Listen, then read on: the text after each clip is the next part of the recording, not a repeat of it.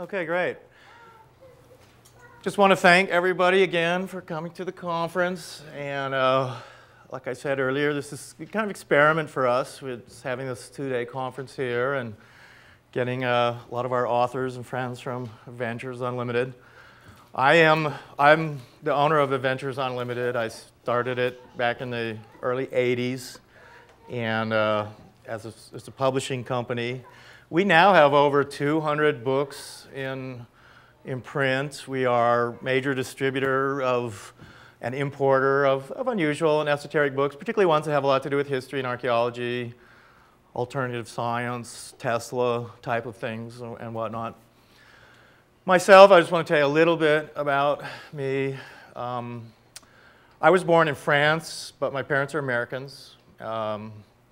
Lived in France for the first 3 years of my life. I largely grew up in Durango, Colorado, where my father's from, and went to high school in Montana.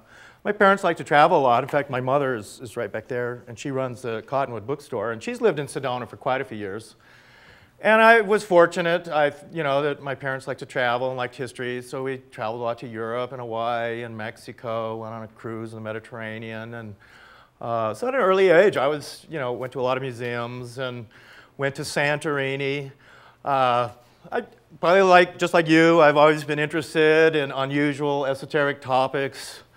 Grew up as a kid with a heavy dose of Johnny Quest cartoons and Kung Fu TV shows and The Invaders and The Sixth Sense and all that. And, I always liked reading archaeology, history books. Early on, read like Chariots of the Gods by Eric von Däniken, books like The Third Eye by Lobsang Rampa and stuff like that. And for me too, I was growing up in Colorado and Montana, was a skier. I became a technical climber. I was always very interested in the Himalayas and Tibet and things like that. I wanted to, climb Mount Everest and stuff like that. And it had the dual interest too, because I was always interested in like Tibet and kind of unusual things. I wanted to paddle up the Amazon and find lost cities, that kind of thing. But the difference between me and a lot of other people who also like to do those things is that I actually went and did all that stuff. So, thanks. I got going at an early age. In fact, I was going to the University of Montana, and I was studying various archaeology, comparative religion, philosophy, and I was taking Mandarin, Chinese. And our professor there at the University of Montana was a Catholic priest from China. His name was Father Wang. And Father Wang came to class one day, and he said he'd gotten a letter from one of his old students who was teaching English in Taiwan. And he kind of waved this letter in front of the class and everything, and he said, well, if any of you want to go to Taiwan and be an English teacher, this is 1976, well, this old student of mine says he'll help you do that. And I went right up to Father Wang after class that day, and I said, yeah, that's what I want to do. So I dropped out of school, and I never did get a degree in archaeology, and I began traveling around the world. I taught English in Taiwan. I lived, in fact, with the Secretary of the Treasury. Just by some fluke, I put an ad in the paper. And he had been this general running this Kuomintang army in northern Burma, and limo came every day to pick him up, take him to the government offices of Taiwan. But then later I went to Hong Kong and Thailand and to Burma and then to Calcutta. Had all this climbing equipment and ropes, ice axes, crampons, all this technical climbing stuff. Went to Kathmandu and eventually did go climbing in the Himalayas. And that's what got me going. Spent over 5.5 years traveling around the world at that time. Spent 2.5 years in Africa. Lived in Kenya and Sudan, later in South Africa. Went back to India and China. Became one of the first people to actually travel around China. As when they first opened up, I literally just kind of hitchhiking and jumping on trains. Back then you had to go in big tour groups and stuff like that. Eventually returned to the United States, and then I started traveling in South America and Central America and things like that. My first book was a book called A Hitchhiker's Guide to African Arabia. I then was kind of naive author at the time, and this was published by Chicago Review Press in Chicago. And the publisher one day kind of said to me, he said, look, kid, get real. You can't live off this book. You're going to need another job too. And he said, it's not authors that really make money, it's publishers. So I thought, okay, well, I'll be a publisher then. And I did. And I started Adventures Unlimited and started writing the Lost Cities books that I'm fairly well known for now. And I'm, in fact, I'm the author of over 20 books right now. One of my most popular books is a book called Technology of the Gods, and got it back there. I became very interested in Atlantis, in ancient India, the Osirian civilization, the whole idea that civilization is older than 10,000 years old, that there were civilizations before our own. We'll call them Atlantis. This is actually from the Atlantis resort in the Bahamas, where I was flown to do a TV show with ABC and Disney a couple of years ago. The story of Atlantis really is an Egyptian story, but we get it from the Greek philosopher Plato. And Plato says in two of his dialogues, the Timaeus and the Critias, it says that his uncle, Solon, who was a Greek statesman, had gone to Egypt, and the priests at Sais in Egypt basically told Solon, they said, you Greeks don't even know your own history. Greece is a much older country than you even realize. And then they go to start telling him about Atlantis. And they say that, yes, Atlantis is very specific. It's beyond the Pillars of Hercules, which is the Straits of Gibraltar here. Atlantis was over 10,000 years old. Supposedly Atlantis fought a war with the Eastern Mediterranean. According to Plato, there were elephants in Atlantis. There was a kind of a metal called orichalcum, which they believe is some kind of a copper ore. Atlantis has actually been placed all over the world. It's been placed in the Sahara Desert. It's been placed up in the North Sea and around Ireland and Brittany. It's been placed up around Denmark and Sweden. Central Mid-Atlantic Ridge is a very popular place naturally for Atlantis. This is sort of what Plato and the Egyptians were describing. Edgar Cayce and others have talked about Atlantis and the Caribbean, the Bimini, and things like that. Recently, Atlantis has even been placed in places like Indonesia and other places. Graham Hancock and Rand Flamath also took Charles Hapgood's book, Maps of Ancient Sea Kings, and they placed Atlantis in Antarctica. So Atlantis is now under like mile thick of ice or something. I personally have never really gone for the Antarctica location for Atlantis because I feel that it's just too far from the Mediterranean, and I don't think there were elephants and stuff there. The story of Atlantis, too, is that in Atlantis there was this concentric walls and canals leading into the capital city, and you would enter various locks, and eventually, and it was a huge maritime city, you would eventually reach the inner part of Atlantis where the government buildings were. According to this strange book that was written in the late 1800s called A Dweller on Two Planets, the central building in Atlantis was called the Enchalathon. Here you can kind of see here how this is a good concept of the way Plato describes Atlantis. You're coming in from the coast. You have these concentric circles and canals. There was supposedly a very high mountain peak, the north of Atlantis, and it was a great plain. And this actually does fit well with like the Azores and things, because there is a giant mountain that's still sticking up. They say that more books have been written about Atlantis than any other subject, except the Bible. Over 20,000 books. And when you start getting into Atlantis, it's the stories of cataclysms, of floods, of continent sinking, and of world before our own. James Churchward, who wrote the books about the lost continent of Mu, he was, in fact, the inventor of stainless steel. And I mean, he was a brilliant guy. He had been a British Army colonel in India in the 1800s. He later lived in Pennsylvania. And was told by his teacher in India, this rishi, was sent on a quest, like, go out and, you're to find this evidence for this lost continent called Mu. And he began traveling through the Pacific in the late 1800s, which was very expensive at the time. You had to be really quite wealthy and have a lot of time to do that. But this is Churchward's map here, where he placed the Atlantic in the middle of the Atlantic and the ridge, and the people from Atlantis and Mu going all over the world and populating the world. This is here. We have the famous Bimini Road that's underwater. It's only about 30 feet deep, really, but the stones that are there are kind of curious. One of the things with mainstream geology, this is also at Bimini, one of the stones that come out of there. Edgar Cayce had said that there were 3 halls of records around the world in which Atlanteans had put these kind of ancient libraries.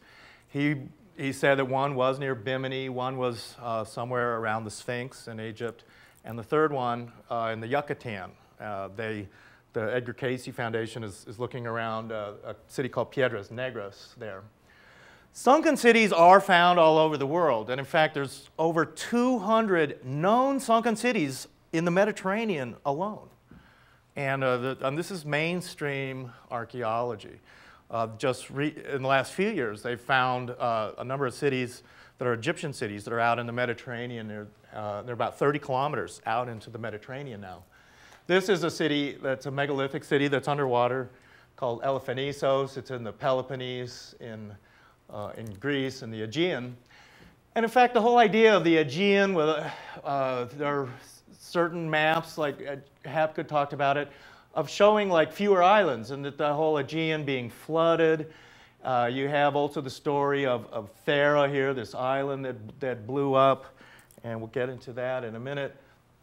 As you go also in Brittany and France, where you have Karnak, and then in the English part, you have Land's End, you have sunken ruins and cities in this area between France and England. On the French side, there's a land called Is, Y-S, that is this legendary sunken area like Atlantis. And then on the British side, you have what's called the Scilly Islands, and the Lioness, which is also this lost land. Around Karnak and Brittany, giant rows of stone just go into the ocean, and they weren't really built there. According to mainstream archaeologists today, the oldest ruins in the world are in Malta. Mainstream archaeology is saying that the ruins on Malta go back about 9,000 years to 7,000 or even 8,000 BC. And that is getting very old. This is getting into the times of Atlantis. So the whole concept of what we were taught, say, in high school or something, that civilization started in Sumeria 6,000 or 7,000 years ago, and that before that everybody were cavemen, kind of a thing. But so they're more or less proving that wrong, and more, even mainstream archaeologists keep pushing back civilization, the builders, megalith building.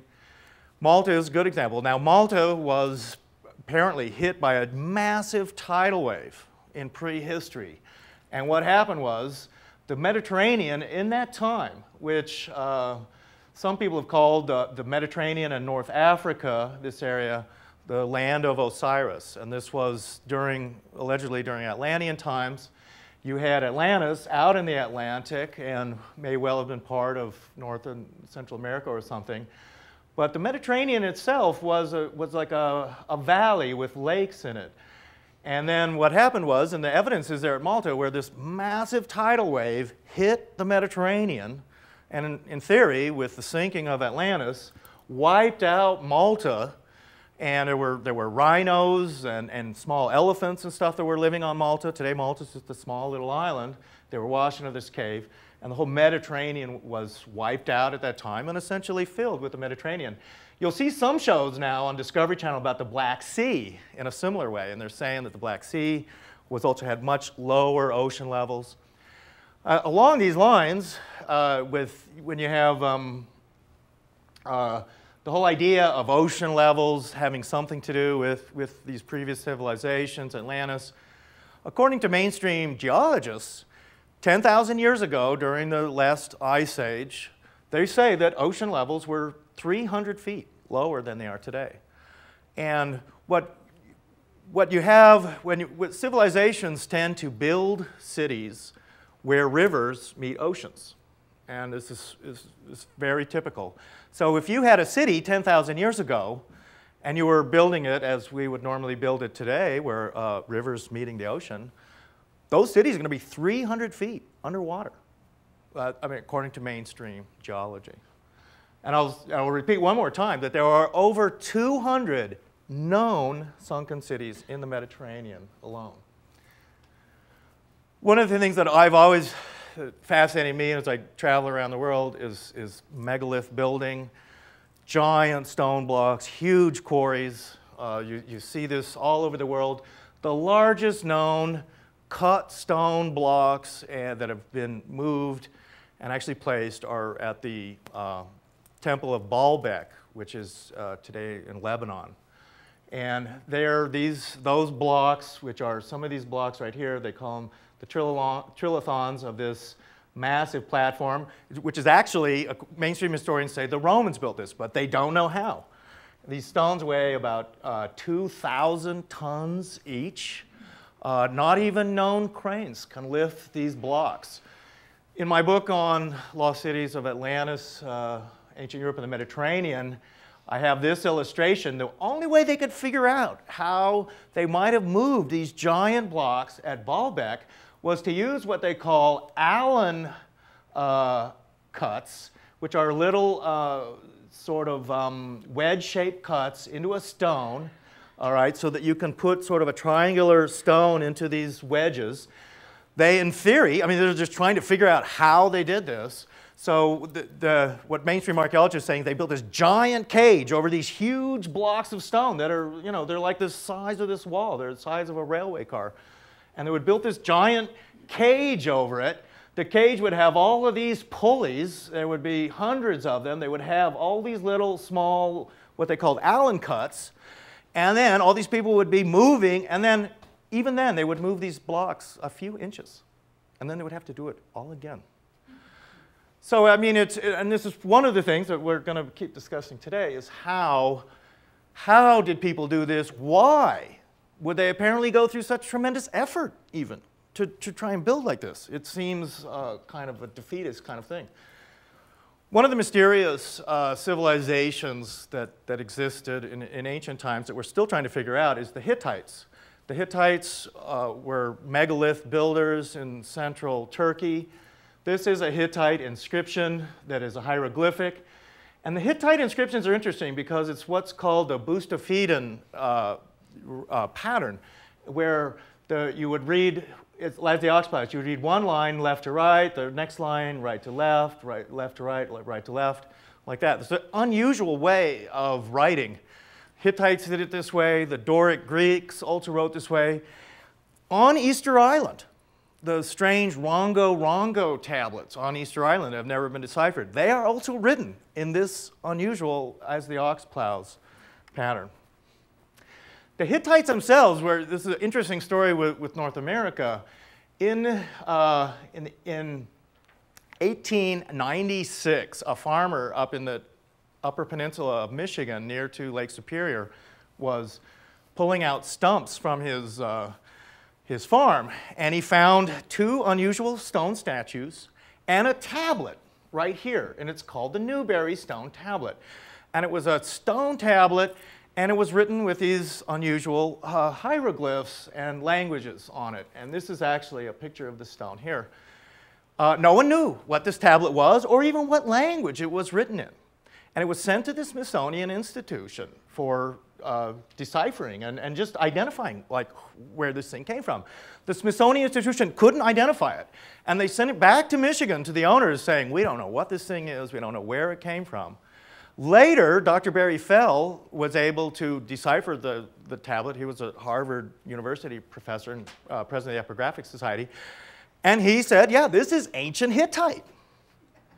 And then he deciphered the stone. Meanwhile, the stone had already been rejected by the Smithsonian Institution. It sat in a barn in Upper Michigan for 50, 60 years. People kept chipping away at it, little souvenirs, until there was hardly anything. Fortunately, we have a photo of it.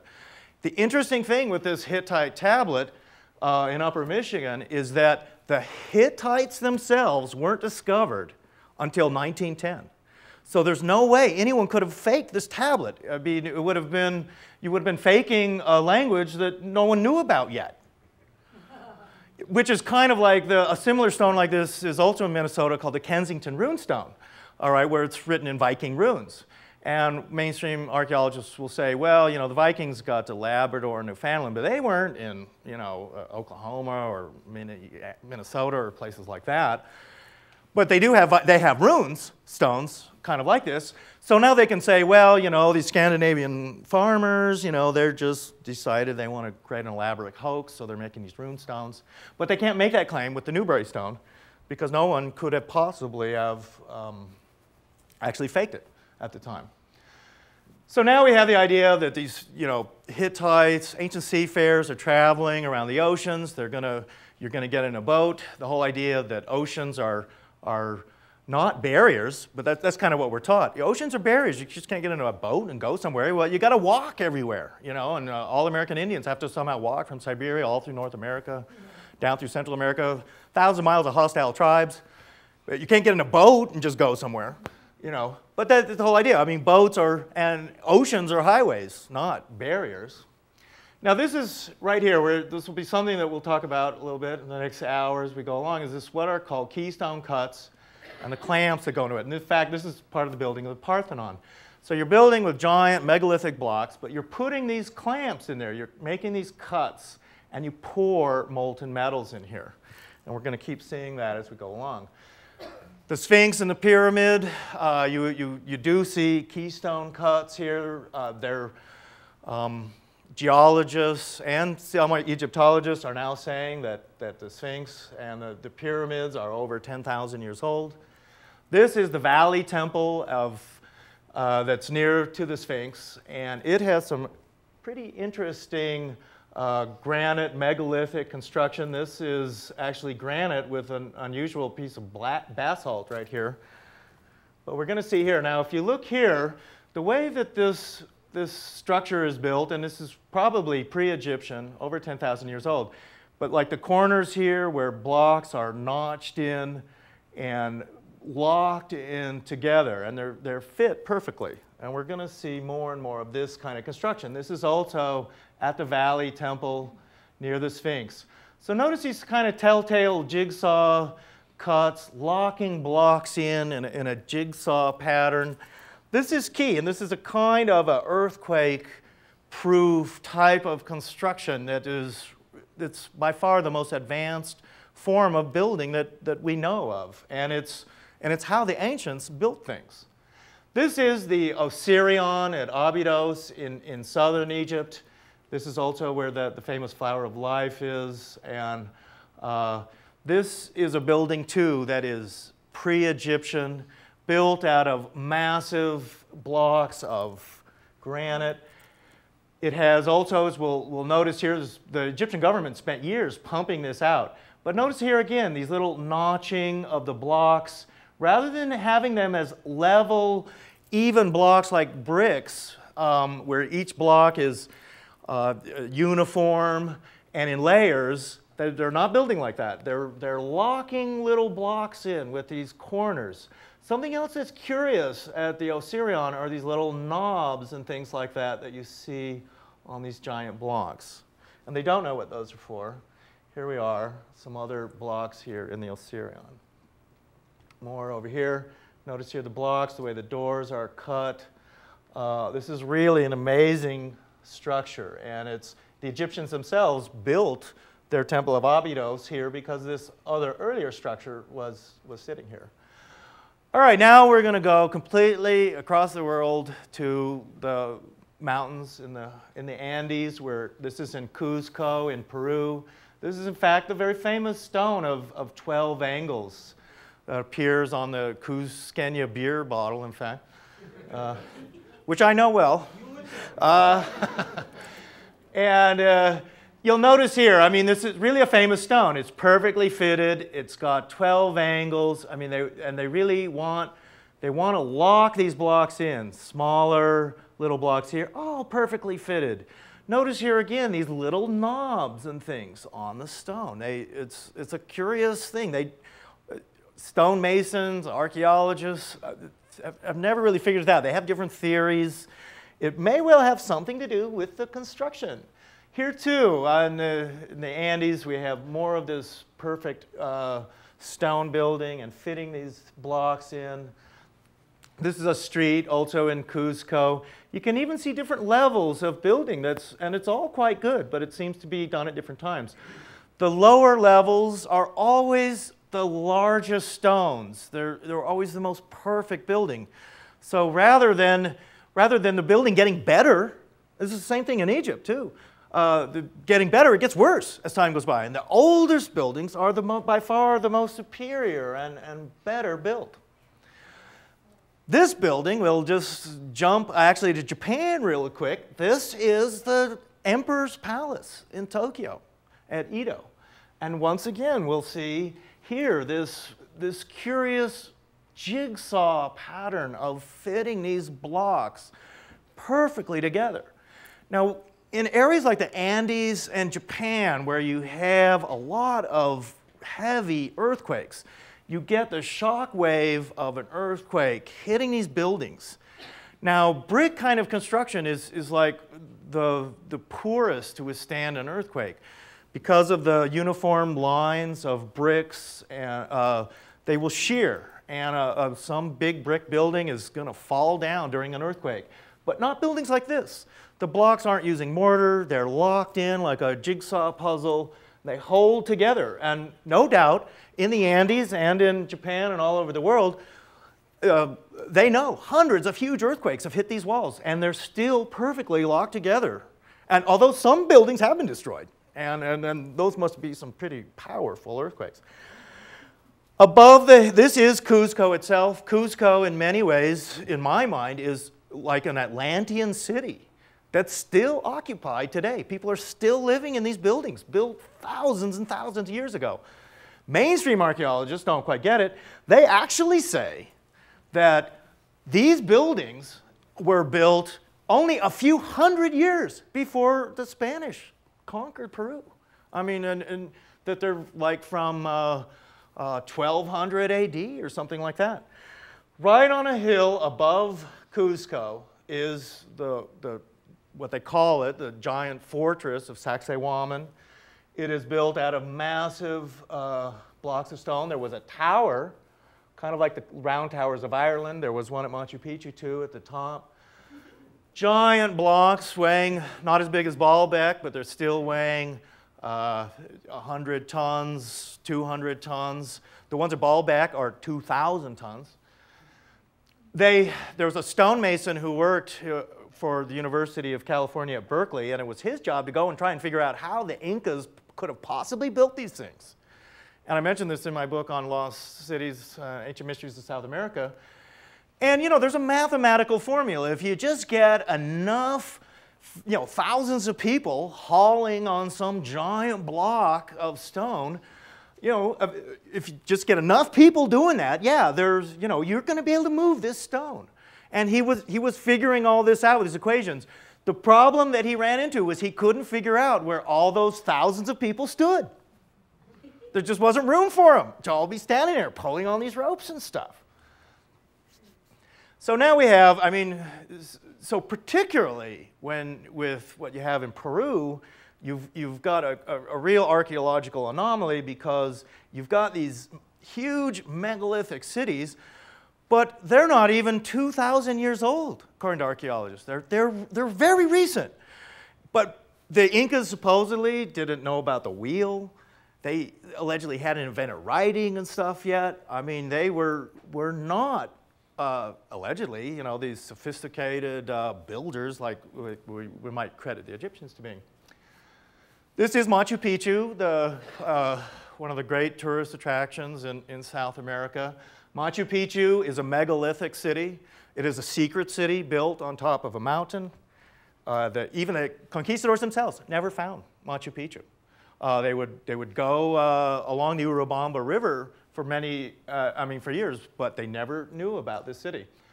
This is the famous room of 3 windows.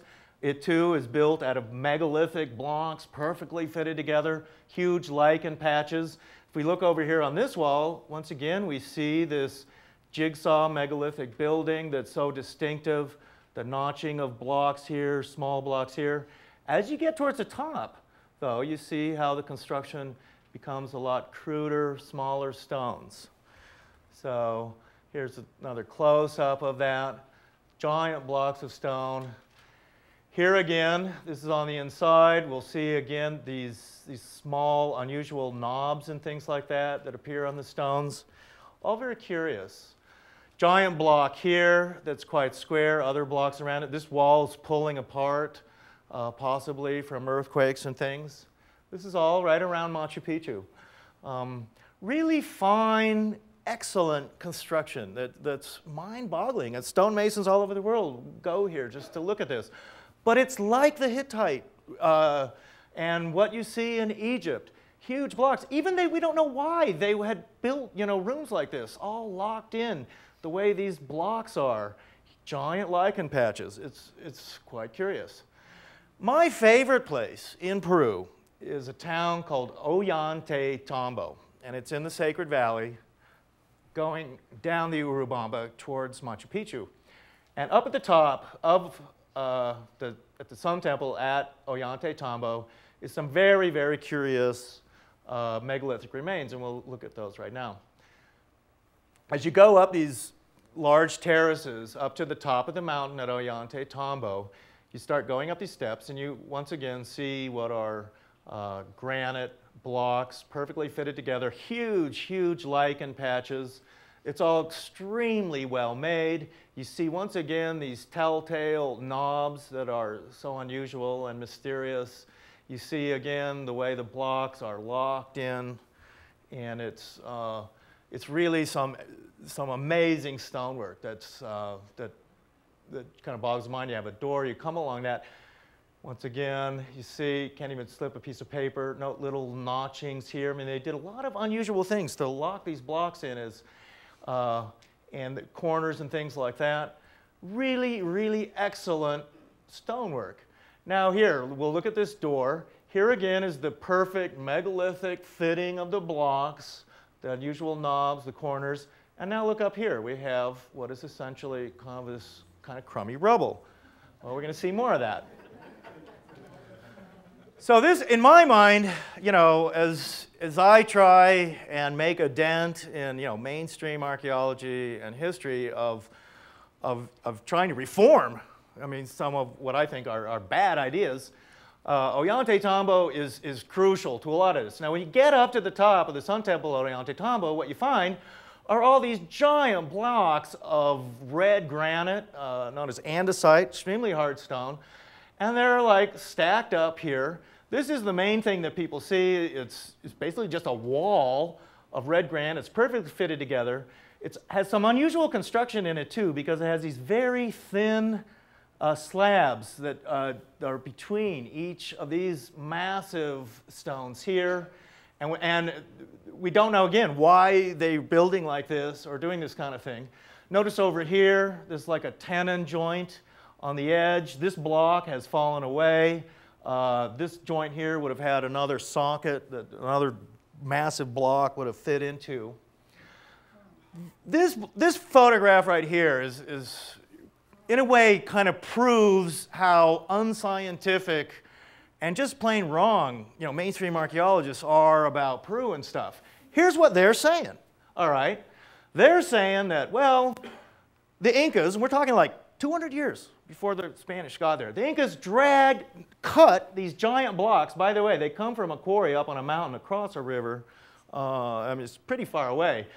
So the Incas are dragging these giant blocks up here, okay? And what you're seeing right now is exactly how it looked in Inca times, all right? And it's how it looks today. It's how it looked when the Spanish first got there. It's how it was during Inca times, just like this. No one has moved it or done anything, all right? Now, mainstream archaeologists are saying, like, well, yeah, they put this giant block right here. Notice how it's like notched up here. But then they just filled it in with this crummy rubble right there, okay?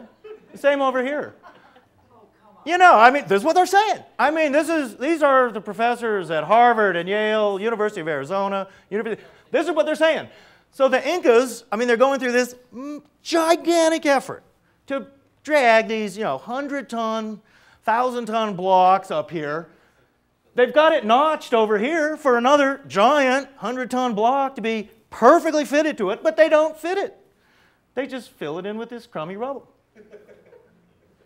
And it's like, yeah, that's how the Incas did stuff sometimes. They just,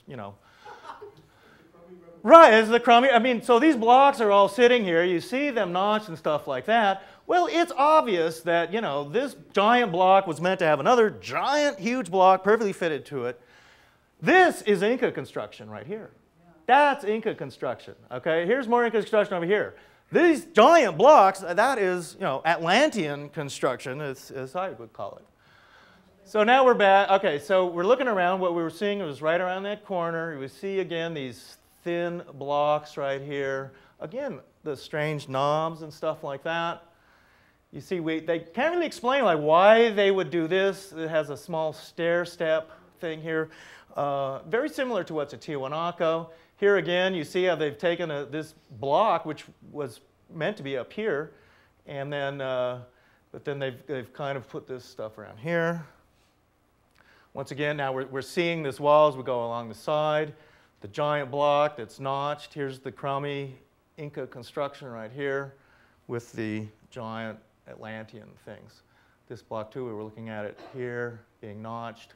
Why these little pillow-shaped things coming out? We don't know why that is. Once again, these big blocks here, they're just sitting there. This is how it was in Inca times, how it was in Spanish times. People came up here, and even today, modern archaeologists, they can't get a crane up here. Even today, modern construction crews aren't going to move these blocks. They couldn't. Standing next to them, this is coming around the other side, you see this, particularly at this site, you just have this very odd juxtaposition of this huge megalithic building that was never completed, and then with this really crummy rubble kind of construction that goes along with it. You see how these blocks are very well shaped and like machined, the edges. Someone is going through tremendous effort to quarry these blocks, to dress them extremely well. But yet they never were able to complete this structure. Something happened that all the construction just came to a halt and was never completed. We're still at Ollantaytambo. These are some of the giant blocks there. And here, these are what are called the keystone cuts that we were seeing before. Just this unusual way of fitting giant blocks together. You're going to have a keystone cut on one side, you're going to have it on the other side, and then you're going to pour metal clamps in there. So you're going to always have, whenever you have a keystone cut like this, it has to have a joining block next to it with an identical keystone cut, and then you're going to pour molten metal in there. And the metal is just plain always gone. Here again, the giant blocks. And there's a very unusual way of fitting things, giant blocks together. You see it in ancient Greece. You see it in Egypt. You see it even in Angkor Wat. You see it in Peru. And now, again, mainstream archaeologists are saying, well, all these people just independently invented this unusual way of joining blocks because there can't be any connection to any of these blocks. This was a block also that never made it to Ollantaytambo. The Sun Temple is up here.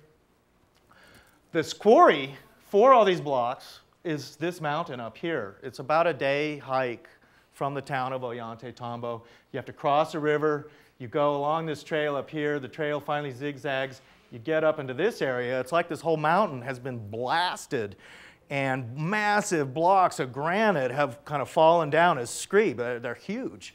And when you're up there, I've been there once, you see even huge dressed blocks that are squared and getting ready to move down this mountain. They actually would have to take it across this river and then back up this other mountain, which would be to Ollantaytambo.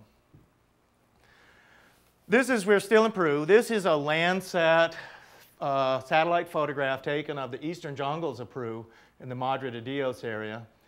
And if you look in this area here, what appears to be kind of an egg carton kind of shape, this is a set of 8 or 10 giant pyramids that are in this jungle.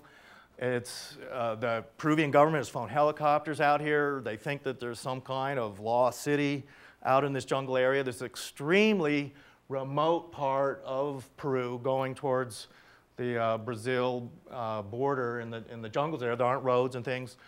Expeditions have gone out into this area to go to these pyramids and have vanished and never come back. Sort of the lost expedition type thing. So there can really still be a lot of stuff, particularly in what they call the Alto Selva, the high jungle mountain areas, which is the whole eastern slope of the Andes going into the Amazon basin. We're now in this area here. We are near to Puno, Peru. We're right by Lake Titicaca. This is this unusual door that is built into this thing. This is about 20 feet high. It's, I think that's Doug Nason maybe standing there, who's one of our presenters. And it's carved, it's like a false door that's been carved into this rock face there near Peru. It's sometimes called the Devil's Door, the Door of Amaru. I always say that wrong. Aramumuru, or whatever. So that, and you know, people have thought it's become quite famous, in fact, and Mark will talk more about this too, I know. And it's, as a stargate, people go here and meditate. It's maybe some interdimensional gateway or something.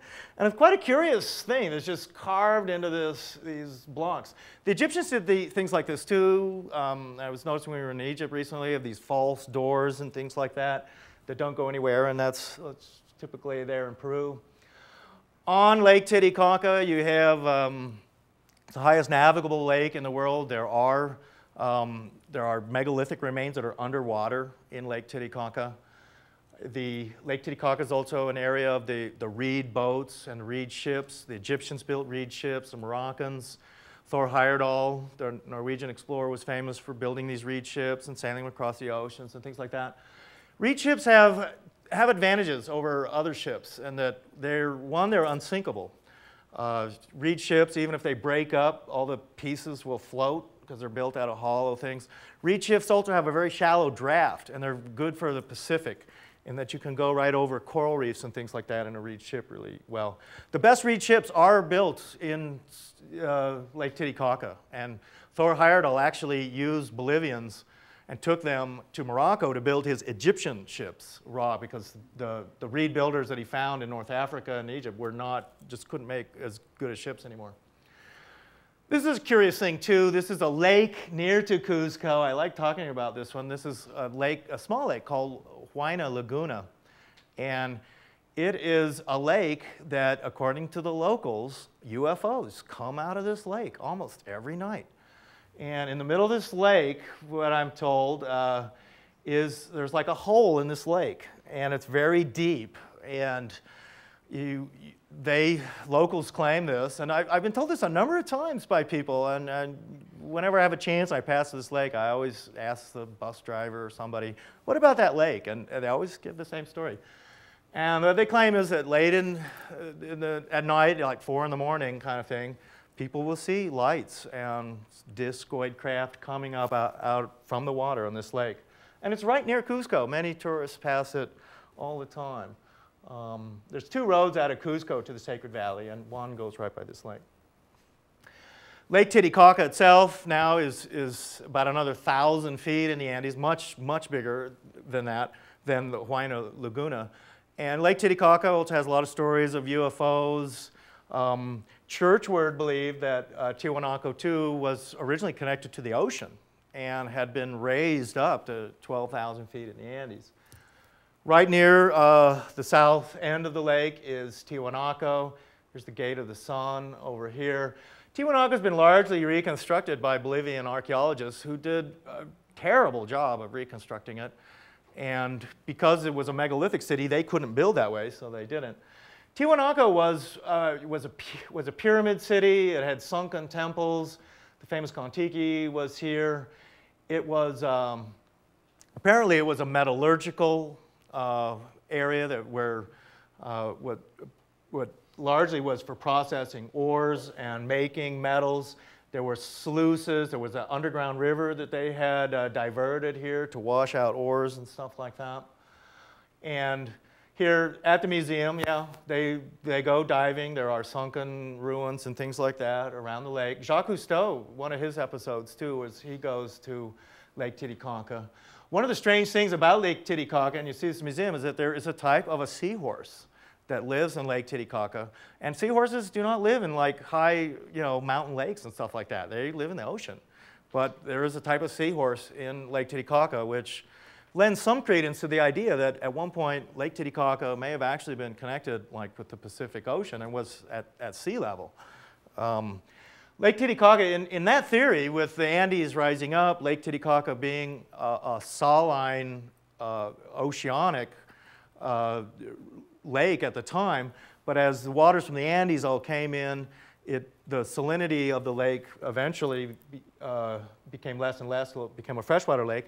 And there's another lake called Lake Popo that's also just south of Lake Tiwanaku, and it's all salt. So all the salt from Lake Tiwanaku went actually into this other lake. From the back of the Gate of the Sun, and the Gate of the Sun was apparently moved from Pumapunku in ancient times, which is a couple of miles away, and it was placed in the main ruins of Tiwanaku where people would see them. This is the gate, the sun. You can see also it's notched over here. Other giant blocks would be fitted here, but they were like moved. And in the sunken temple at Tiwanaku, there's all of these heads that are fixed here. Their thought is said that every race of mankind is represented there. There are some very strange statues at Tiwanaku. One of the things they do, particularly these guys, they're wearing turbans, strange goggle-eyed, sort of like fish pants, sort of like Sumerians. They have also kind of an Egyptian thing too, where they have two left hands.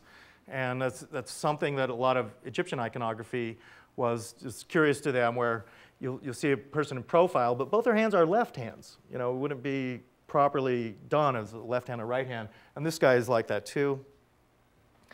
This is down in here. You can see part of the underground tunnels and things like that were part of Tiwanaku.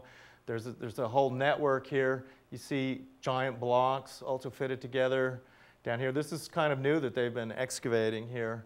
So apparently at Tiwanaku, I mean, they were washing ores, water was running through it, and probably they were essentially processing iron and other metals. This is the famous Kon-Tiki statue. Notice he's bearded and has a mustache. American Indians do not have beards and mustaches. They can't really grow facial hair. Tomorrow, Doug Nason, our tiki expert, will be no doubt talking about quite a bit of that. Near to the main site of Tiwanaku is the Pumapunku site, which is about a mile or so away. At Pumapunku, you have these giant blocks of red granite scattered around. You'll also see the keystone cuts like we were seeing at Ollantaytambo, also in Egypt. And here we have this giant structure, also made out of 100-ton, 1,000-ton stone blocks, but it has been destroyed. And it's like some kids' building blocks have just been scattered and wiped out in some cataclysm. Here we can see what we were talking about earlier, the keystone cuts, how they have to be on a corresponding block. So now mainstream archaeologists have a problem because they do admit that Tiwanaku is pre-Inca. They admit, now the Incas didn't build this, but they still don't think it's that much older. Conservatively, they say that at Tiwanaku it's maybe 2,000 years old, something like that.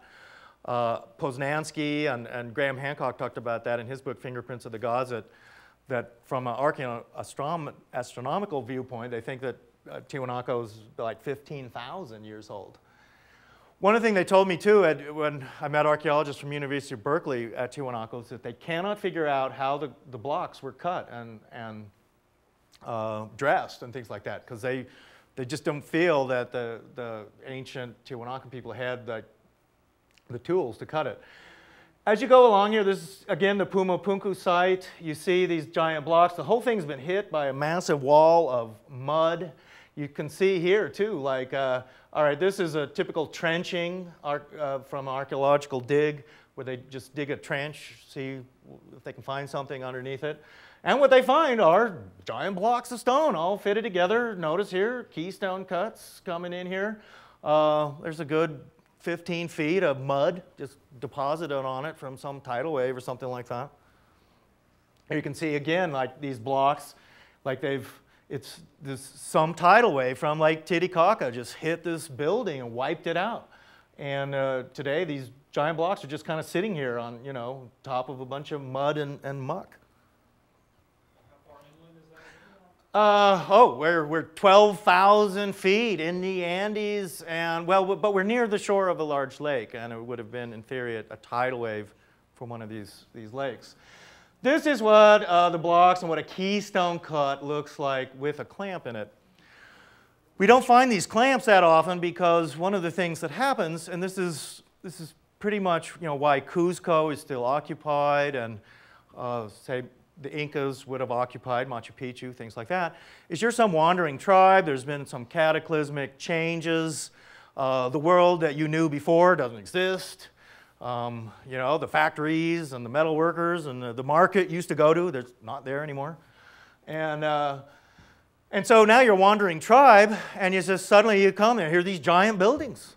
And some of them are destroyed, some are still standing. And you see these clamps, you're going to take them. And the first thing you're going to do is you're going to try and get that clamp out of that rock, and then you're going to hammer a spearhead or a sword or a dagger or something out of it. So that's what happens to these things. This is what they think Pumapunku actually probably looked like. An amazing building. I mean, built by some of the finest architects in the world. And no doubt this building is over 10,000 years old for sure. About a year ago, I was in Switzerland with Eric von Däniken at his mystery park and stuff, that was all pretty cool. And they do a very nice video that really impressed me about Pumapunku and all these blocks here. And they were showing how these blocks are ingeniously made and in a uniform way, almost like Lego or something, where they could manufacture all these blocks and they all just fit together perfectly and stack up, and you create these buildings. But how they would machine and create all these blocks is kind of the thing. So here we go. These are the clamps and things like that to go into the keystone cuts. They're at the museum at Tiwanaku. This is supposedly what at least some of the guys at Tiwanaku look like. He looks very much like a Aymara or Quechua Indian wearing a turban. And the statues at Tiwanaku too wore turbans. Supposedly in Atlantis, people also, turbans were like the style, a kind of a knotted turban up front. This guy here, this is also Tiwanaku. He looks very oriental right here. This guy up here, also from Tiwanaku, he looks very Western with his beard and mustache. Neither of these guys look like American Indians at all. You also see a lot of tree-panned skulls where the holes have been cut in the skulls, and this elongated skulls, the cone head type of a thing. So all over particularly in Peru, you can still see in the museums and stuff, a lot of these very strange skulls that are really elongated. Why they did this it's a mystery, but it's something that is like worldwide. These are from Ica, along the Peruvian coast here. These guys, very elongated skulls. And I mean, they kind of look like aliens or something like that. And why they did this, we don't really know. It's something that was done all over the world, in fact. Egyptians did. This is a skull here that's an Olmec skull in Mexico. These are Olmecs too. Some statues. You see also how it shows how they have these elongated skulls right here, and they believe that these guys were the elite. So either they wanted to have skulls like this. Now there is a way that we can take, before children have their skull totally fuses and knits, you have plates in your head, and you can manipulate the skull and elongate it. It's almost like a fetish in a way. The Chinese would do foot binding, where they felt that women with small deformed feet were sexy. The Mayans did a strange thing too. They thought that women who were cross-eyed were more attractive, so they would hang a small ball in front of a baby that they would look at, and it would force them to become cross-eyed. Went to high school in Montana, and north of Missoula, Montana is the largest freshwater lake in the United States, west of the Mississippi, and it's called Flathead Lake. Well, it's called Flathead Lake because the Flathead Indians lived around there. And they were called the Flathead Indians because they also did this. And they elongated their skulls. Also, the Chinook Indians around Seattle also did this. And also the Kurds and people like that would do that too. And now here we are. This is now an Egyptian. This is one of Nefertiti and Akhenaten's daughters. This is probably Meritaten or Ankhesempaten. But this is what she looked like. And Tutankhamun, too, also had one of these elongated skulls like that. This is a very oddness thing. Nefertiti, by the way, was not really an Egyptian. She was from Mitanni, which was a kind of northern Iraq, south central Turkey area. This is Tutankhamun. He also had a elongated skull like this. By the way, Tutankhamun was found with a full trunk of boomerangs in his tomb, among other things. And here we are. This is also one of the Akhenaten and Nefertiti's kids too. So you find this in Egypt, the Kurds, or the Watchers part of that. You'll see this too. It was done in Africa, also islands around New Guinea and stuff like that. This was taken in the Belgian Congo. This baby is having its head bound. I mean, that is the top of his skull up there. And so this, in modern historical times, this was still being done even up into the 50s, 1950s. I was told by a German lady that she knew a Kurdish family who lived in Germany, and the kids, too, still had this elongated skulls. So again, as I say, we don't know why they did this, and whether they were trying to imitate extraterrestrials, whether that's something like by doubling your cranial capacity, you were somehow smarter and your psychic powers were more developed. Well, so the whole idea, really, that ancient civilizations had high technology seems, it's a difficult thing to really sort of imagine sometimes. You think, well, did they have TV back then? Well, they had to have electricity, I guess. They had to have metalworking. If you're going to have flight, you need metals and electricity, and plus you need aerospace science. Well, they did have electricity, and it's been proven that the ancients knew about electricity. They had batteries. This is the famous Baghdad battery that was today in the Baghdad Museum. It was a simple battery that created DC power. They think it was used for electroplating things. The idea of complicated machinery. This is what's called the Antikythera device. It's today in the Athens Museum. It was found in year 1900 by sponge divers in the Aegean off this small island called Antikythera. And they brought up this box, and it had Greek inscriptions on it, and it was a computer. And it wasn't until like the 1950s that American scientists started studying this thing, and then it was a Scientific American article. And they said in the 1950s, they said, boy, finding something like this, is like finding a jet plane in the tomb of King Tut. We just never imagined that the ancients had stuff like this. And that, in fact, the Antikythera device, very complicated. All these cogged wheels, was more sophisticated than any kind of Swiss clock. It was essentially a computer that you could dial up, and it was for navigation. And it was made about 300 BC, and the inscription on the Antikythera device says what it is. So the idea that they had, and it was this box, I mean, apparently, and it was made on the island of Rhodes, by the way. So this is what the Antikythera device was like. When you go to Egypt, at the Temple of Dendera is this famous, down inside a crypt. You see these things that look like these electric light bulbs and things like that.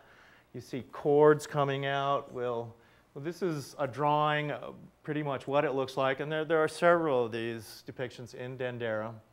You have what appear to be these like bulbed kind of things, and then like a filament as a snake. There appears to be cables coming out. They're like attached to these boxes. These are Jed columns associated with Osiris, so they're holding these things up. The Jed columns themselves, it looks a lot like some kind of oddball electrical device, possibly used to light temples and stuff like that. The mainstream Egyptological explanation for this is, get this, that this is an aroma of a flower, and that this down here is a lotus flower, and that what is the bulb and the serpent or something, it's just the aroma of the fragrance of the flower. That's how they try to explain this. So you got sacred baboons and things like this, but you know, apparently the idea is that during, and in my book Technology of the Gods, I have a whole chapter this about temples that were allegedly lit by lights, and that even, you know, in historical times you would go to certain temples in the Mediterranean and Greece and Egypt, and that'd be something you would see, like there would be electrical light or something in it. And where's this located? this is in southern Egypt at a temple called Dendera. This is in Dendera? Yes, it's down inside a crypt. You have to go down inside. It's in the crypt? Yeah. Because I didn't see it on the walls. Oh, it's not on the walls. There is some depictions like that on the walls, but that is down inside a crypt. You have to go in a special place for that. Yeah. Right. Okay, so now, I mean, the whole idea, you've got, all right, you've got electricity, you even got like complicated machines and things like that. In order to really, you know, build cities like we do today, you need earth-moving equipment, you need bulldozers and dump trucks and things like that. This is what's called a zoomorphic glyph. This is from Panama. One of my favorite authors, Ivan T. Sanderson, had talked about this in one of his books. So this is actually made out of solid gold, and they think that it's possibly an emerald stone that's right here. And it kind of seems like a monster. Look in the back here, there's kind of a bladed, cogged wheel back here. You have other blades right there. This is a top view of it. This is the back part over here with these different blades. Here's the monster. This is this stone. This thing is solid gold. Gold, by the way, is indestructible. All gold from ancient times still exists today. You cannot really destroy gold as a metal. But as a metal, it's impractical for really, except for electrical devices, it's impractical for really making things. It's just too soft. Here's the front view of this. It even has a kind of like a skid plate or something on the front. It is like this monster. And this is a drawing, again, of what it looks like. And again, the blade and stuff like that, and these cogged wheels. And it looks a lot, Ivan T. Sanderson thought, well, this thing is like a backhoe, some kind of heavy machinery. But again, it's what they call zoomorphic glyph. It's just a pendant. You know, it's about 4 inches long. This is what it looks like here. But you know, apparently it's kind of a zoomorphic monster created from what was a heavy machinery. A backhoe is used for, you know, digging up trenches and things like that. So this is also from an old sci-fi thing of this is what we would also call a zoomorphic heavy machinery, where yeah, it's really a machine, but it's looking like some monster or something that's out there digging. So the whole idea of flight is a fascinating one to me, and is where you get into your chariots of the gods and ancient astronauts, your Vimanas and things like that. This is actually in the Gold Museum in Bogota, Colombia, and it is apparently this delta wing kind of jet fighter kind of a thing. It looks exactly like an airplane. It's got the tail feathers, looks like really a Swedish Saab type jet. This is side view right here. Birds do not have tails like this. And, but, you know, again, that within mainstream archaeology, I mean, you can't have pendants. This is also solid gold. You can't have pendants of airplanes. Well, airplanes didn't exist, you know, so it's got to be a bird or a bee or a flying fish or something like that.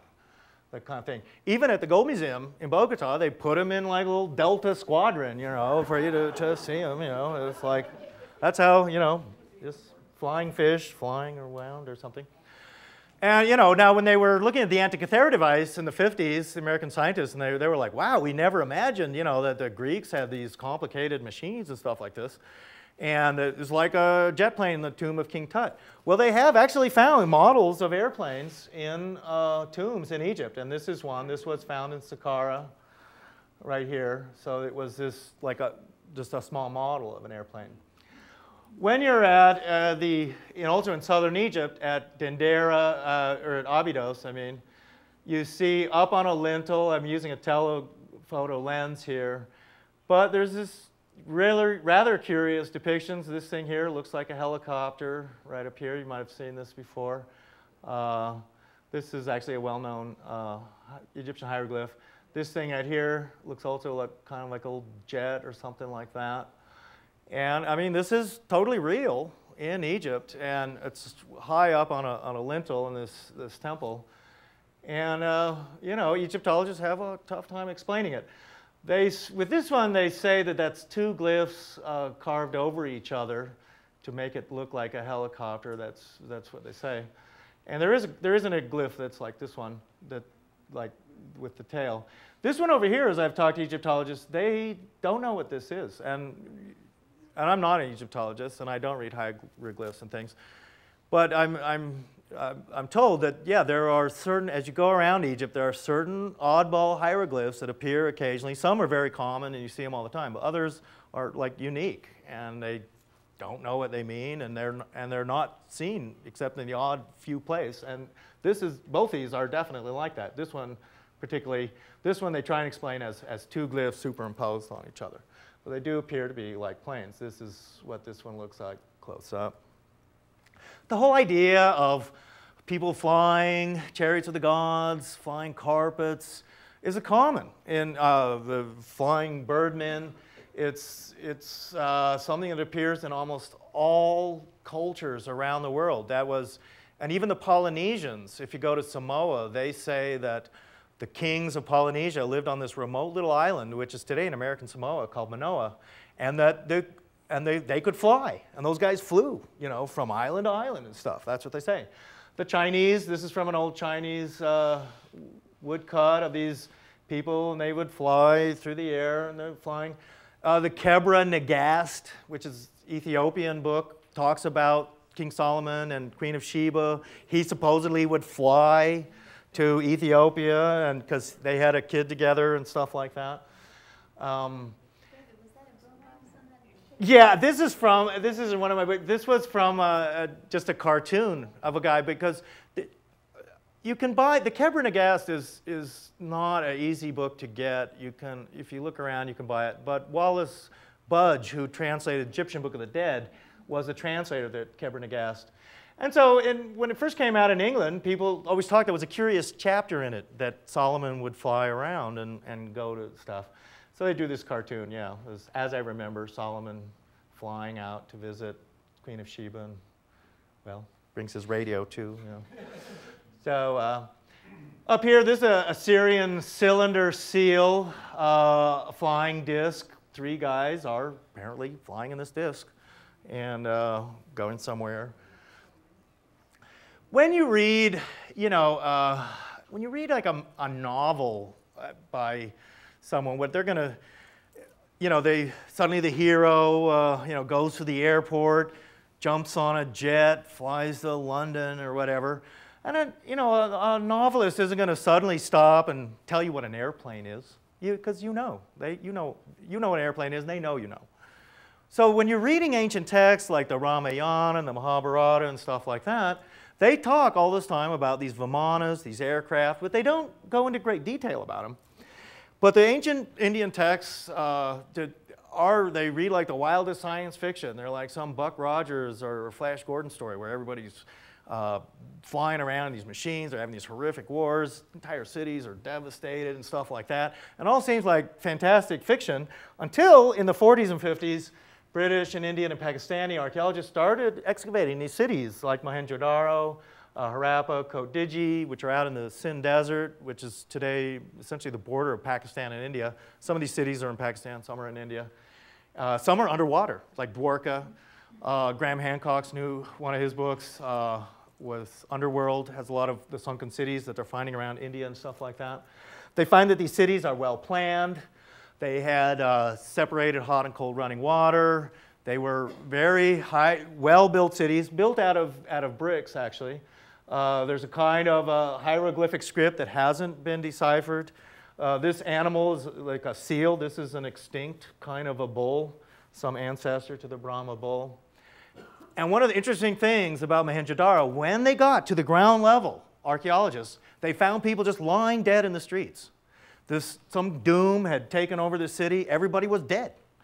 And they were just lying in the streets, dead, holding hands and stuff like that. And it was a mystery to archaeologists. No one buried the dead. I was like, everyone in the city was killed.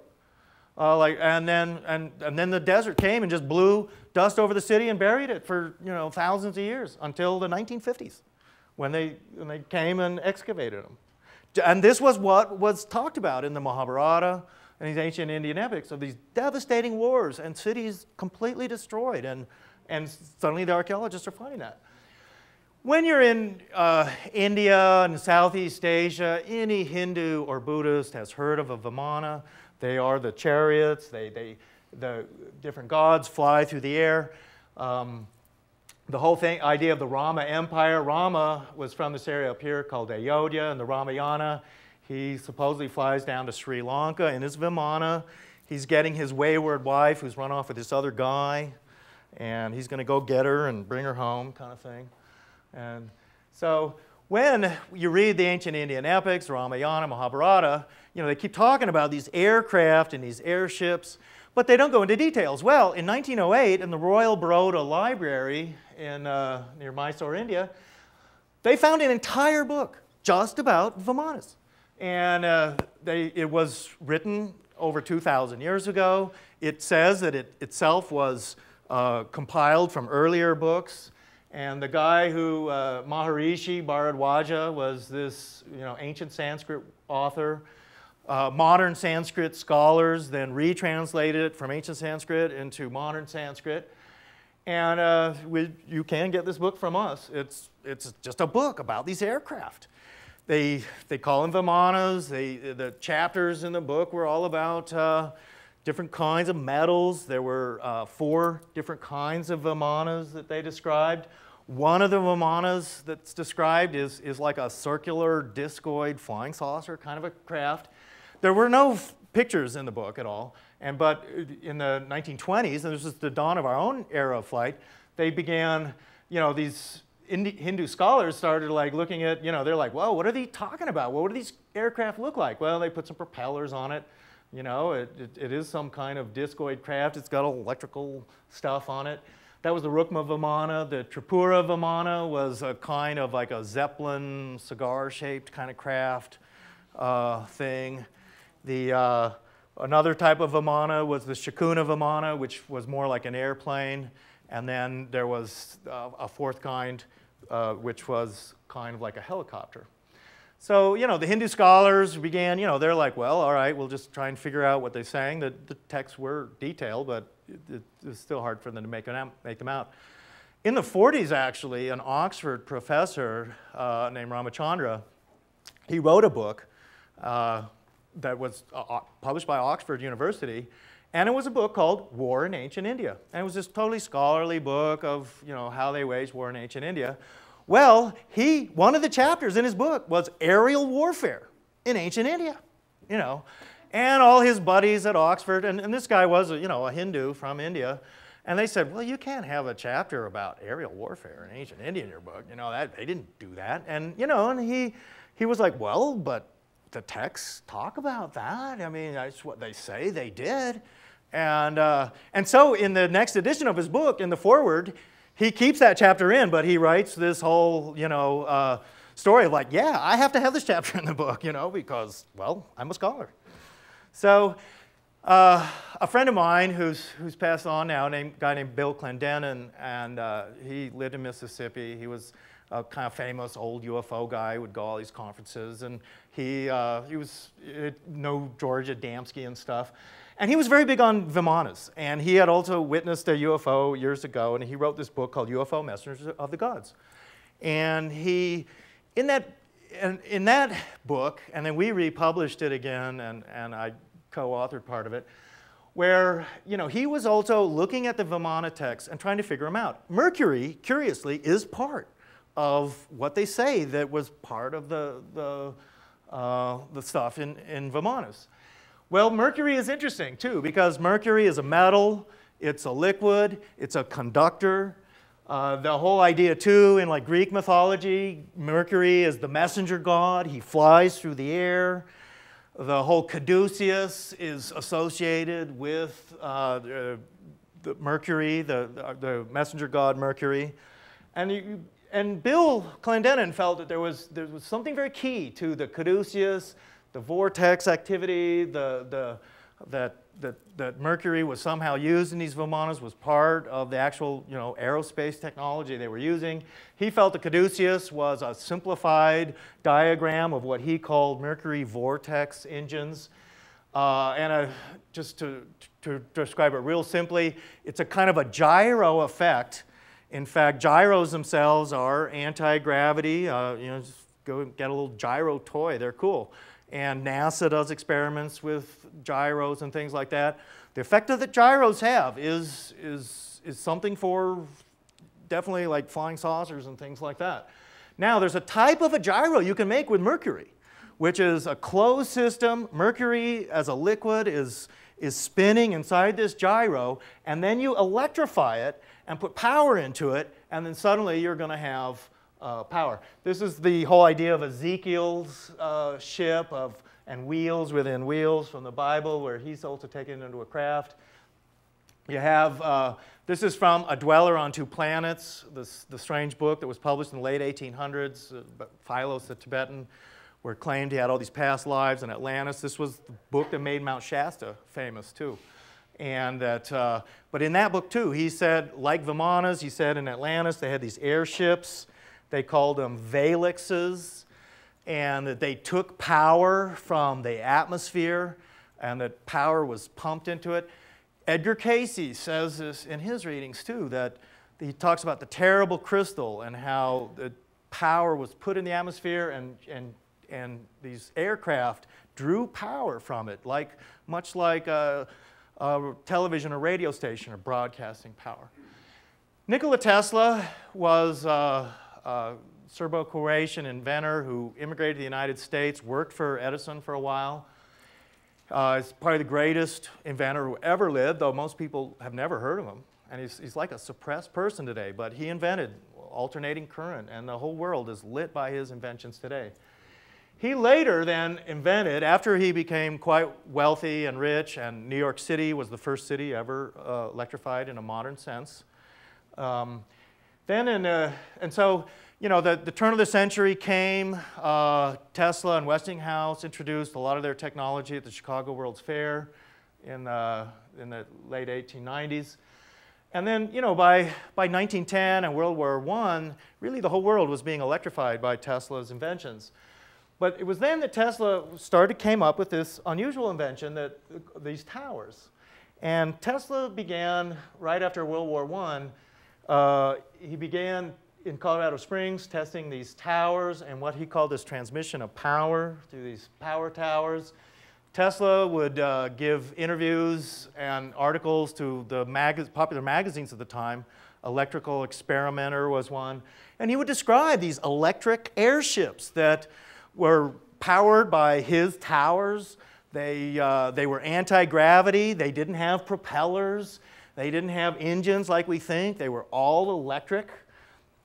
this was a kind of concept of what Tesla had. These towers, he built the prototypes in Colorado Springs, then he was building the real towers in Long Island at a place called Wardenclyffe. This is from 1918 or something. But these powers were there. They're pumping power into the atmosphere. You've got these airships, powerful searchlights. They're drawing power from these towers. And here again, this kind of thing. There's this tower. It's like a TV or radio tower. It's putting power out. And these craft, here's actually some kind of an aircraft battle is going on. This was all of Tesla's idea. I mean, he was the greatest genius who ever lived. I mean, he could have made this work. But he had J.P. Morgan funding him. Later, what happened was it became kind of an energy conspiracy where they decided they didn't want this. It was kind of tantamount to free energy because electricity would be all around us. And you wouldn't have to plug something into wires and things like that. A lamp or something would just need an antenna on it. I mean, you could literally put an electrical device anywhere on a table and turn it on. But Westinghouse and these guys didn't want to get involved. They didn't want to be making appliances. They wanted to just sell electricity and power to people. Well, a curious group that started in Milwaukee and Chicago eventually ended up in California in the 40s. They began in the 30s. They were called the Lemurian Fellowship. And they published the sequel to A Dweller on Two Planets called Earth Dweller Returns. And they claimed in there that these power towers in Atlantis were like these Tesla towers, but that they were these massive monolithic crystals and they called them the max towers, and that these towers were putting out power into the atmosphere, similar to the Tesla towers and stuff like that. Well, and it's interesting too, in the last couple of trips that I've been to Egypt, I've become really fascinated with the whole obelisks. And as you start going to Egypt and you start seeing, you start realizing that, yes, some of these things are dynastic Egyptian structures, others are really pre-Egyptian. And Egypt itself lasted for such a long time, thousands of years. But these obelisks, and this is the one at Karnak Temple in Luxor, I mean, archaeologists cannot figure out today how these things were cut, how they were moved, how they were erected. And they can't duplicate it today. They are huge, essentially, towers of granitic crystals. They are one piece all by themselves. This is the unfinished obelisk at Aswan that was also would have been one of the largest blocks ever quarried and moved in the world. No modern construction company could actually move this and take it out of here. They don't. Here's Chris Dunn, who we'll be seeing later. He's down inside the quarrying. You can just see how massively huge this thing is. And it's part of the whole thing is like, why with all these megaliths, why are you going through this tremendous effort to move these things? I mean, it's like superhuman. And Egyptologists and archaeologists and with the Incas, whatever, well, you just got to get those thousands of people with their brute force trying to move these things, Yeah, you scratch your head. And even then, it's just, how they can. I mean, they would have to erect an obelisk, and this is one theory. They had to literally build a mountain, and then get the obelisk up on it, and then somehow drop it down. It's fantastic efforts for what are kind of dubious construction projects that you're going to like. And that was something else I found about obelisks was I'm like, well, what did the Egyptians supposedly think obelisks were, and what were they for? Well, they symbolized a ray of the sun, okay? I mean, they were just a symbolic thing of the ray of the sun. These massive, giant towers that, even today, we can't figure out how they would have erected them. Now, get this, and we're just finishing up. Incredibly, and with my book, Extraterrestrial Archaeology, there are obelisks on the moon. There is an area of the moon known as the Blair Cuspids. The Russians themselves got very, very interested in this. These are the Blair Cuspids down here. Through the shadows that they're showing on the moon, this is what the Blair Cuspids supposedly look like on the moon. And that is an area, with the Blair Cuspids, it's this massive tower that's like an obelisk with other smaller obelisks and stuff like that around it. So, and that is... Questions? Yeah, I know I've gone over my time by a couple of minutes. Thank you very much. We will, by the way, in our the next presentations with Stephen Mehler on Land of Osiris and then Christopher Dunn later, you'll get more of this. And these guys will go into a lot more detail, and Chris too, about the technology. I will be around. We'll have lunch, but let's go ahead and take a question or two. Is there a theory yeah, about Paul? why the answers to these construction questions have not been found in any of the hieroglyphics? Well, you know, I should maybe let Stephen answer that one. Part of the thing is, too, the Egyptians, this is a lot like with the Incas and stuff, is that when you build things like this and erect some obelisk or whatever, when you're building on that kind of a scale, giant buildings built out of huge blocks, you know, that are either monolithic or locked in together, they're going to last for thousands of years. I mean, they are made to be indestructible. And that's something I sometimes talk about, too, is that in the ancient times, this, you know, today we live in such a consumer society. Even products we buy have planned obsolescence in them. Car manufacturers don't want your car to last that long. They want your car to fall apart after 5 years, so you'll get a new one. So what you're saying is the manual's lost. Well, right, and that these buildings are so old, you know, that thousands of years have gone by, and they're still standing there, but people have long since, you know, forgotten, like, how they were built, who built them, and why. And when you go to, like, Teotihuacan in Mexico City, the giant pyramids just outside of Mexico City, which are quite impressive. They don't know who built those. They existed before the Aztecs and all that kind of stuff. And, you know, the Aztecs and the Mixtecs and people, their myths say, oh, well, giants built those pyramids, you know, at the beginning of the world, because no one can remember anyone actually building them. You know, they were just always there. Yeah, Walter.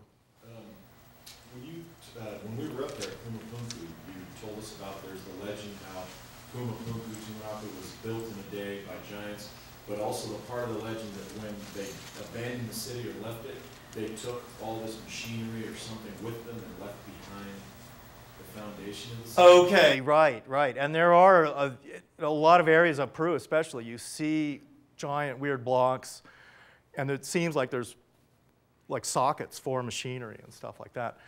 Along those lines, too, one time when I was at ARE in Virginia Beach, and Zai Was was there, and Mark Lerner, who are popular at ARE, they invite them to come there all the time, but they're total skeptics in all this, and are real upfront about it. But Mark Lerner said at this one conference, which bears into what I was just talking about here, he's saying, yeah, I know you all believe in Atlantis and stuff like that. He said, but I'm looking for that Atlantean Mercedes-Benz out in the desert, but I can't find it. And, you know, and so that was, for him, that was it. You know, it's like, well, if the Atlanteans, you know, had all these machines and things, well, why don't I go out in the desert and find one of them? Well, you know, on the surface, that seems to make sense, but it doesn't. You're not going to find that. It's not going to be there. And that's part of that thing with those metal clamps and stuff like that. When I lived in Sudan, and I worked with a catering company that was catering to Chevron Oil and the oil exploration there. And I would drive a Land Rover around in these remote parts of Sudan. And I knew if I left my Land Rover there and it broken down, and I came back a week later, it wouldn't be there. And it wasn't like somebody would drive it away. People would literally dismantle that entire Land Rover and make spearheads and daggers and swords out of it. I saw them do it. And it would happen not in thousands of years. So, I mean, the first person wandering through a desert, seeing any piece of metal, any useful thing, is going to take that, and it's gone, you know, so it won't last. Okay, we'll just take one more question, or a couple more questions. Yeah, ma'am. Weren't the Mohenjo-Daro skeletons radioactive? There is some talk about some of them being radioactive and stuff like that. That's mentioned in a Russian book, yeah. And whether they're actually radioactive, don't know. There's a curious thing, too, in Malta along those lines that goes along with the skeletons in Mohenjo-Daro. I was told that in Gozo, this German university was doing excavations, and they found 30 skeletons of people, all decapitated. And when they tried to use carbon-14 on those skeletons to date them, they couldn't find any carbon-14 in them. And that means carbon-14 will date something to about 30,000 years. So, you know, you can't date, you know, dinosaur fossils or anything like that with carbon-14. Carbon-14 only works on fairly recent things, you know, But most bones are going to be, if it's 30,000 years or younger, carbon-14 is going to date it. But they couldn't date those skeletons because there was no carbon-14 in them. So, which meant they were over 30,000 years old. Yes, ma'am. I'd like to know about the megalithic, blocks that have been found on Kauai. Yes. Okay. Did you live on there? I've heard about some of those, and they ascribe them to the Menahunis, these small people. In fact, there's a curious thing was just in the news. It'll be in our next magazine. In Indonesia now, this is just in the last few months, they found this village, archaeologists, and this was a town inhabited in ancient times by all these like little mini people. All right, and it's the first time archaeologists have said, yeah, I mean, we have this whole island full of like, dwarf midgets running around like mini pygmies. And that is, a lot of Pacific islands are like that. And then on Kauai, they ascribe those megaliths and those channels there, pools and stuff, and they ascribe them to these Menehune mini people. I'm going to be around all day. I am your host, and I'm over here. You can ask me questions all today and tomorrow. Right now, look, one of the things I want to tell you, we're going to take a lunch break right now. We'll be back. We'll start again at 2. One thing with the Inn of Sedona here, there is not a restaurant. So for lunch, you kind of need to, there's Judy's. The closest restaurant is called Judy's right down here, if you know that. There's lots of restaurants right around here. And we basically have like an hour and a half now for lunch. Yeah. Let me tell you what's there. Judy's actually is a very nice restaurant, and their lunches are good, and they're not overly expensive. On the other hand, if you just want a sandwich or something, just beyond